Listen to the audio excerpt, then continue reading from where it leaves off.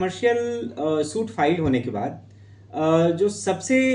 पहला पॉइंट होता है जहां पर कि जो डिफेंडेंट का काउंसिल होता है, जो डिफेंडेंट के वकील होते हैं, वो पहली चीज जो करते हैं, एक तो रिटन स्टेटमेंट मान लीजिए वो 120 दिन के अंदर फाइल करना है, वो करते करते हैं। लेकिन उसके साथ साथ वो ये देखते हैं कि क्या ये जो सूट है ये अपने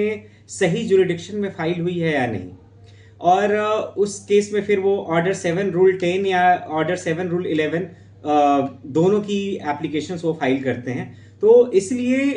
जब भी आप कमर्शियल सूट फाइल करें, आप ये देख लें कि क्या कोई कॉज ऑफ एक्शन जिस जिस भी टेरिटरी में आप फाइल कर रहे हैं वहां कोई कॉज ऑफ एक्शन या पार्ट कॉज ऑफ एक्शन वहां अराइज हो रहा है या नहीं। क्योंकि अगर वो अराइज नहीं होगा तो सामने वाली पार्टी के लिए सबसे पहला जो टूल है वो यही है कि ऑर्डर 7 रूल 10 या ऑर्डर 7 रूल 11 की एप्लीकेशन फाइल करेंगे और जुरिडिक्शन के पॉइंट पर ही आपके मैटर को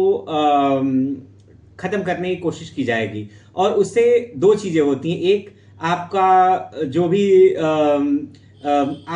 आपका जो समय और टाइम एंड मनी जो है वो वेस्ट होता है, और फिर अल्टीमेटली आपको विड्रॉ करना पड़ेगा और विड्रॉ करके आप प्रॉपर जुरिडिक्शन में जाएंगे। तो इससे बेहतर ये होता है कि जब भी आप कमर्शियल सूट फाइल करने जाएं, सबसे पहले ये जो भी डॉक्यूमेंट्स हैं उन डॉक्यूमेंट्स को गो थ्रू करें और उन डॉक्यूमेंट्स से एक बार देखिए कि क्या हमारा जुरिडिक्शन जो है इस पर्टिकुलर कोर्ट का हो रहा है या नहीं हो रहा है। क्योंकि ये जो अभी तक की जो मेरी प्रैक्टिस है उसमें मैंने ये देखा है कि ये सबसे बड़ा टूल है जो अपोजिट काउंसिल्स यूज करते हैं।